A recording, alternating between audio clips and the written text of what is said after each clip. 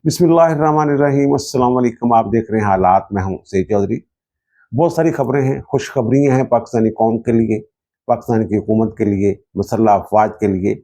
और इन खुशखबरियों में छुपी हुई हैं बुरी खबरें हरामखोरों के लिए और भारत के लिए।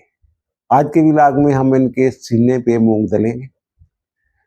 एक खातून पायलट, पाकिस्तान की बहादुर खातून बेटी जो है, उसने जिस तरह इंडियन एयरफोर्स की मंजी ठोकी है, वो भी हम अपने व्लॉग में आज शामिल करेंगे।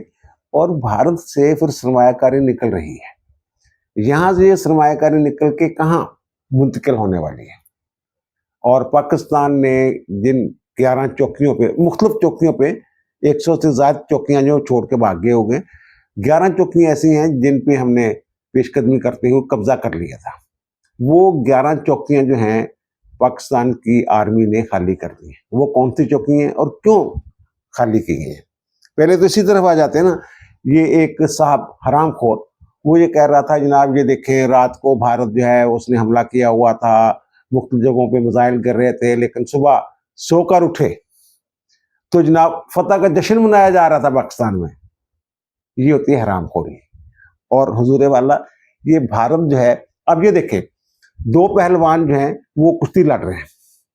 एक पहलवान तगड़ा है, मगरूर है, खुद को पता नहीं क्या समझ रहा है। हमारे पास जनाब S-400 है, राफेल है, IT में, सैटेलाइट में, पता नहीं हमारा क्या मुकाम है दुनिया में, दुनिया का सबसे बड़ा IT सिटी हमारे पास है, वगैरह वगैरह। अगर दूसरा पहलवान उसको थप्पड़ मार के लुटियां डालना शुरू कर देता है, तो क्या जो तगड़ा पहलवान है, जो मगरूर पहलवान है, जो दूसरे को समझ ही कुछ नहीं रहा, तो क्या वो उसको लुटियां डालने देगा? वो एक अटैक ऐसा जरूर करेगा कि लुटियां डालने वाले को लुटियां बोल जाएंगी। अगर पाकिस्तान जो है ये फतह का जश्न मना रहा है, हमने फजर के वक्त 10 तारीख को भारत पे जवाबी हमला किया, उनकी एयर बेसिस को निशाना बनाया, S-400 उड़ा के रख दिया, उनका जो एयर डिफेंस सिस्टम है। बरहमूस का जो डिपो था उसको उड़ा दिया, एयर बेसिस तबाह कर दी, ये सारा कुछ हो रहा था। तो यानी कि आप ये समझ लें कि जनाब जो छोटा पहलवान है वो बड़े पहलवान को लपेटे करा रहा है और उसके बाद वो लुटियां डाल रहा है। तो अब बड़ा पहलवान जो है वो रिएक्ट क्यों नहीं कर रहा? उसने पाकिस्तान को या पाकिस्तानी कौम को जश्न मनाने का मौका क्यों दिया? वो कम से कम कोई एक अटैक तो ऐसा करता ना कि हमारी खुशियां जो हैं ये मान पड़ जाती, हम फतह का जश्न ना मना रहे होते। लेकिन वो नहीं कर सकेगी। ये जो है ना, मैं जिनको हरामखोर कह रहा हूं, इनको ये बात समझ क्यों नहीं आ रही कि वो मौका क्यों मिला है हमें ये जश्न मनाने का, और उसने मौका दिया क्यों? और भाई मेरे, 4 बजे, 4:15 बजे हमने अटैक किया है और 8 बजे अमरीकी वजीर खारजा का फोन आ जाता है। हमारे वजीर खारजा साक डार ने ये बात कन्फर्म की है कि जनाब वो जनाब मिन्नतें शिद्दतें कर रहे हैं, जो भारतीय वजीर खारजा हैं जनाब, कि जनाब ये जान छिड़वाए हमारी पाकिस्तान से, हम जंगबंदी के लिए तैयार हैं। पहले तो वो बात ही नहीं सुन रहे थे। फिर जनाब हमारे वजीर खारजा ने कहा ठीक है जनाब, अगर वो चाहते हैं, बंदे बन के रहना चाहते हैं तो ठीक है, हम रुक जाते हैं। तो अमरीकी वजीर खारजा ने कहा तो फिर क्या मैं जो वहाँ के वजीर खारजा उनको बता दूं ये बात, जनाब वो तैयार हैं? तो उनका ठीक है जनाब। फिर वो फोन आ जाता है, जनाब ठीक है जनाब, वो हॉटलाइन जो है ना वो 12 बजे के करीब हम जो है ना वो एक्टिव कर देंगे। दोनों तरफ जो डायरेक्टर जनरल मिलिट्री ऑपरेशन में आपस में बात करते हैं, वो वाली हॉटलाइन जो है बहाल कर देंगे हम 12 बजे के करीब। और 4 बजे तक जनाब वो मामला चलते रहे, और 4 बजे के करीब शाम को फिर जो ना जंगबंदी हो गई। इंडिया के पास कितना टाइम था हमारी खुशियां मुलिया मेट करने के लिए? लेकिन भाई मैंने कल भी ये अर्ज किया था और बहुत सारे दोस्तों ने इतराज भी किया है कि जनाब अगर हमने इस हद तक उनको नुकसान पहुंचा दिया था, तो फिर कश्मीर में हमने अपनी फौजें क्यों नहीं दाखिल कर दी? कश्मीर पे क्यों नहीं कब्जा कर लिया, जो मकबूजा कश्मीर है उसकी बात कर रहे हैं वो। तो भाई मेरे, अमेरिका बीच में आ गया। दूसरा जो मैंने कहा था वो वक्ती तौर पे हमने उनको मफलूज किया था, इसका मतलब ये भी नहीं था कि जनाब हम दंदनाते हुए जनाब मकबूजा कश्मीर में दाखिल हो जाते और वहां जाके जनाब कब्जा करके बैठ जाते और उनको भगा देते वहां से, ऐसा भी नहीं था। और दूसरी बात यह है कि जो हमारे इस हद तक हमने उनका सिस्टम जो है ना ये मफलूज कर दिया हुआ था कि हमारे जो त्यारे हैं, एक त्यारा हमारा जो है दिल्ली के ऊपर प्रवास करता रहा, दिल करे दाएं जाता था, दिल करे बाएं जाता था। और 300 किलोमीटर दूर इनके तैयारे खड़े थे, राफेल वगैरह और दूसरे जो तैयारे शहर है ना, वो 300 किलोमीटर दूर खड़े थे। और कल आपके इल्म में है कि जनाब हमारे जो वज़ीर आज़म हैं, उन्होंने शहीदों के साथ मुलाकात की है जिन्होंने इस ऑपरेशन में अमली तौर पे हिस्सा लिया। और उसके बाद जनाब उन्होंने खिताब भी किया वज़ीर आज़म ने। यार वज़ीर आज़म और जवानों की, शहीदों की एक दूसरे के साथ मोहब्बत देखें, कैसे वालहाना एक दूसरे की तरफ बढ़ रहे हैं, हाथ मिलाने के लिए, गले मिलने के लिए। ये फुटेज जो है ना, यही काफी है हरामखोरों को आग लगाने के लिए। और दूसरा जो मैंने किया ना, एयरफोर्स का जिक्र चल ही पड़ा है, तो ये मैं बता दूं, बल्कि इससे पहले एक और बात मैं बता दूं कि मैंने कल के अपने विलाग में 17 मई का जिक्र किया था कि 17 मई तक जो है मुज़ाकरात जो है वगैरह, वो मामला जो है वो आगे बढ़ जाएंगे। तो अब ये पता चला है कि जनाब हमारे वज़ीर ख़ारिजा ने ये बात बताई है, नायब वज़ीर आज़म ने, कि जनाब वो जो है ना जंगबंदी, उसमें तस्सीह कर दी गई है 18 मई तक। 17 की बजाय 18 हो गई है। वैसे वो 2 दिन की तस्सीह हो रही है। ये मुकम्मल जंगबंदी नहीं है, कंट्रोल लाइन पे तो बिल्कुल ही नहीं है। तो अब वही 18 हो गई है। और वो कह रहे हैं जनाब, जो एक कह रहे हैं ना कि मकाम, गैर जानबदार मकाम जहाँ पे ये मुज़ाकरात होने हैं, उसका तयन होना जो है अभी बाकी है। बहुत सारे मामला चल रहे हैं। और ये जंगबंदी में जो तस्सीह हो रही है ना, ये भारत की दरखास्त पे हो रही है। वो तो कह रहे हैं ना हम बात ही नहीं करेंगे, अगर बात करेंगे तो जो पाकिस्तान का मकबूजा कश्मीर है उस पर करेंगे, दहशतगर्दी पे बात करेंगे। ये सारी बातें होनी है। हमने अपनी शराइत मनवा के ये जो है ना जंगबंदी की हुई है। और मैंने पहले दिन ही जिस दिन जंगबंदी थी बताया था कि आर्मी चीफ ने क्या कहा है। उन्होंने कहा जनाब हमने अपनी शराइत पे ये जंगबंदी की है। अच्छा, बहरहाल दूसरी बात यह कि एयरफोर्स का मैं जिक्र कर रहा था, ये देखिए हमारी बेटी हैं, तो इन्होंने जनाब जंग में हिस्सा लिया है अमली तौर पे। GF-17 थंडर इन्होंने उड़ाया है। अब स्टोरी ये है कि ये खातून जो हैं, ये पहले दिन जो पहला हमला था उसमें शरीक होना चाहती थी कि जनाब मैंने पहले हमले पे शरीक होना है और उस स्क्वाड में शामिल होना है जो भारत के अंदर जाके हमला करेगा। जिस वक्त हमने भारत का एयर डिफेंस सिस्टम मफलूज किया ना, उस वक्त ये हमारी बेटी जो है, जिसपे हमें फख्र है, पूरी कौम को फख्र है, ये उस वक्त फजा में मौजूद थी। जब वो वज़ीर आज़म के साथ इनकी मुलाकात हुई है, तो जो चीफ ऑफ एयर स्टाफ हैं उन्होंने इनका तारफ़ करवाया और कहा कि जनाब ये खातून थी जिन्होंने दुश्मन के 11 जहाज लाक किए मुख्तलिफ मौक़ों पे। इसको ये इजाज़त नहीं दी जा रही थी जनाब ये दुश्मन की हदूद के अंदर जाए। पाकिस्तान की हदूद के अंदर रहते हुए इसने उसकी मंजी ठोकी है भारतीय फ़िज़ाइया की। ये वो खातून है। और जब ये बात की गई तो वहाँ हमारे आर्मी चीफ जो थे वो भी मौजूद थे। ज़ाहिर है वो साथ साथ जा रहे हैं, सारे एयरफोर्स के जो हैं चीफ और जो बर्री फौज के चीफ हैं और नेवल के जो चीफ हैं, वो सारे इकट्ठे जो हैं वो जाते हैं जवानों की हौसला अफजाई के लिए, मिलते हैं उनसे। तो जो वज़ीर आज़म ने कहा अल्लाह अकबर, जब उन्होंने ये बात की ना कि ये वो बच्ची है, तो वज़ीर आज़म ने कहा अल्लाह अकबर। उस वक्त आर्मी चीफ ने जो बात की ना, उन्होंने कहा जनाब इस तरह की 3 और बेटियां हैं जो सिग्नल कोर में बैठी हुई हैं बर्री फौज में, और वो जो उनका रडार सिस्टम ये वो सारे जाम किया था ना, उसमें उन बेटियों का किरदार है, बुनियादी कलीदी किरदार है उनमें। तो ज़ाहिर फिर उनके साथ भी मुलाकात होगी और कौम जो है, इन बेटियों ने कौम का सर जो है वो बुलंद किया है और हराम खोरों की मुंजी ठोकी है भारत की तरह। दूसरा ये कि LOC की दूसरी पार बहुत सारी चौकियां जो है वो छोड़ के भाग गए हुए हैं भारतीय जो है। तो जनाब ये 11 चौकियां ऐसी हैं जो हमने अब खाली की हैं। वो जनाब 5 चौकियां जो हैं वो दरिया नीलम के उस पार हैं और 6 चौकियां जो हैं वो दरिया जेहलम के उस पार हैं। तो ये 11 चौकियां जो हैं ये किसी सुलह के नतीजे में या जंगबंदी के नतीजे में खाली नहीं की गई, बल्कि ये जो कहते हैं ना कि अस्करी स्ट्रेटेजी के तहत ये खाली की गई हैं, क्योंकि ये दरिया की दूसरी तरफ थी और ऊपर को थी। अगर वो पानी छोड़ देते या पानी आ जाता या मौसमी हालात की वजह से कोई सैलाब आ जाता, तो फिर इन चौकियों का हमारे साथ राब्ता जो है वो कट जाना था। इसलिए ये चौकियां जो हैं ये खाली की गई हैं ताकि कल को अगर जंगबंदी जो है वो कायम नहीं रहती तो फिर इनको रसद पहुंचाने में मुश्किल पेश आ सकती थी। और एक और खबर है जनाब, पीटीआई के लिए बुरी खबर है। ये अंसार अब्बासी साहब ने एक खबर दी थी, दी न्यूज़ में छपी है और जंग अखबार में छपी है कि जनाब इमरान खान ने इजाज़त दे दी है, पेशकश जो है वज़ीर आज़म शहबाज शरीफ की वो कबूल कर ली है मुज़ाकरात के लिए, और उन्होंने क्या दिया जनाब, मुज़ाकरात करें। अच्छा, अब इस खबर के हवाले से मैं बता दूं कि उन्होंने ठीक है इजाज़त दी होगी, खबर की दुरुस्ती जो है उस पर मैं एतराज़ नहीं कर रहा, लेकिन इन्होंने देर कर दी है। ये मेरी कुछ लोगों से बात हुई है, वो आर्मी चीफ का जवाब तो मैंने बता ही दिया था। जब जो एनडीयू है, नेशनल डिफेंस यूनिवर्सिटी, उसका वो वहाँ जो लोग गए हुए थे तो उन्होंने फिर आर्मी चीफ से मुलाकात की थी और उन्होंने कहा जनाब इमरान खान के बारे में वो कुछ सोचे, जनाब जंगी हालात हैं, पता नहीं क्या। तो उन्होंने कहा जनाब मैं और इमरान खान क्या पाकिस्तान से बालातर हैं, इस पाकिस्तान पे मेरे जैसे लाखों आसम मुनीर कुर्बान। तो बिटवीन द लाइन उन्होंने क्या कहा, उनका जनाब ठीक है अदालतों में जाएं, अदालतों से करवाएं।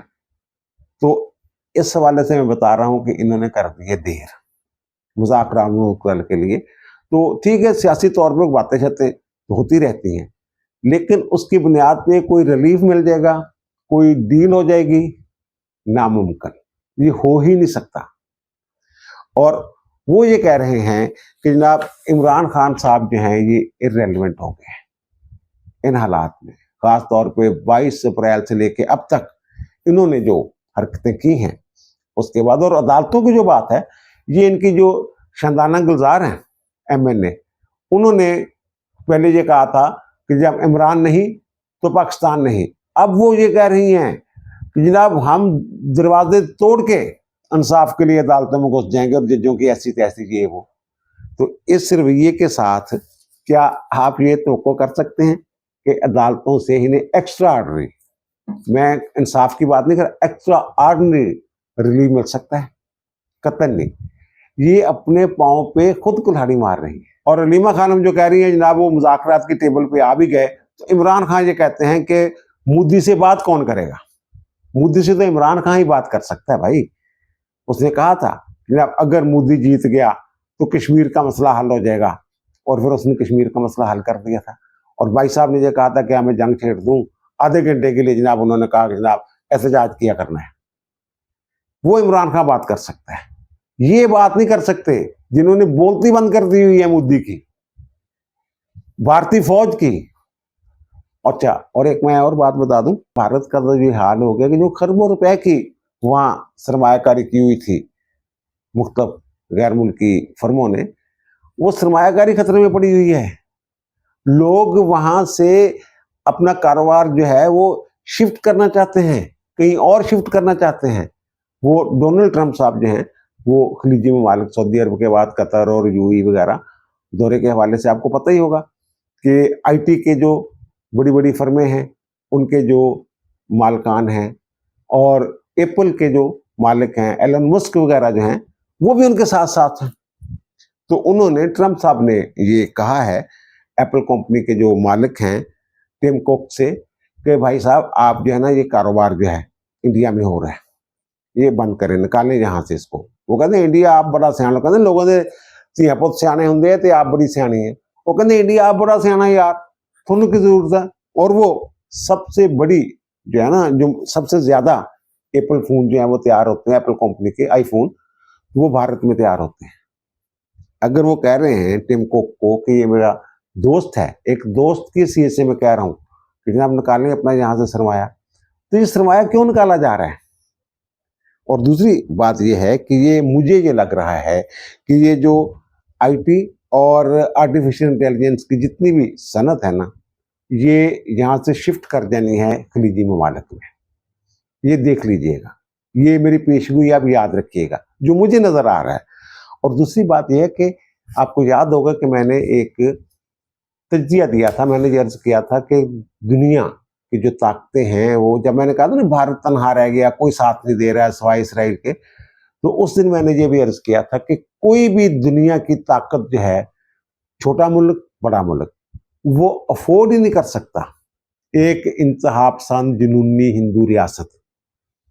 हाँ, सेकुलर रियासत के तौर पे भारत का ठीक है, चेहरा बड़ा अच्छा है, लेकिन अगर उसको इंतहा पसंद जुनूनी हिंदू रियासत के तौर पे आप पेश करना चाहेंगे, अब देख ले क्या हो रहा है। ईसाइयों पे भी हमले हो रहे हैं, मुसलमानों पे भी हमले हो रहे हैं, सिखों के साथ भी जनाब बुरा सलूक हो रहा है।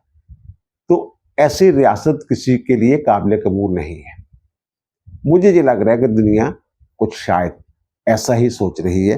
पाकिस्तान का जिन लोगों ने साथ दिया, खुल के दिया, दामे दरमे सुख ने, हर लिहाज से, चीन उनमें सर फहरिस्त है, तुर्की उनमें शामिल है, अजरबैजान उनमें शामिल है, और फिर बेलारूस जिसके बारे में कहते हैं जब छोटा सा मुल्क है, उसका जब दौरा किया उसके सदर ने पाकिस्तान का, तो ये जो पीटीआई वाले हैं ये बड़ी जीबोगरीब किस्म की बातें करते हैं। फवाद चौधरी ने ट्वीट किया था कि छोटा सा मुल्क है, और भाई वो रशिया की फ्रंट लाइन स्टेट है हम दोस्ती के हवाले से, और दूसरी तरफ चीन तो खैर एक बड़ी ताकत है ना, वो तो आंखें दिखा सकता है, लेकिन जो उसके हमसाया हैं दूसरी तरफ, नेपाल, भूटान, बर्मा, बांग्लादेश, वो आंखें दिखा रहे हैं उनको, भारत वालों को।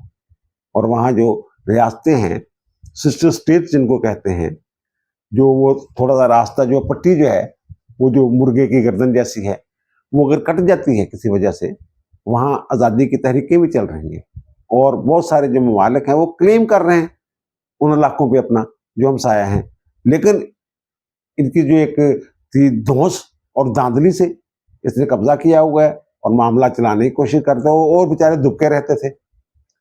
अब वो जो बबरशेर हो गए हुए हैं।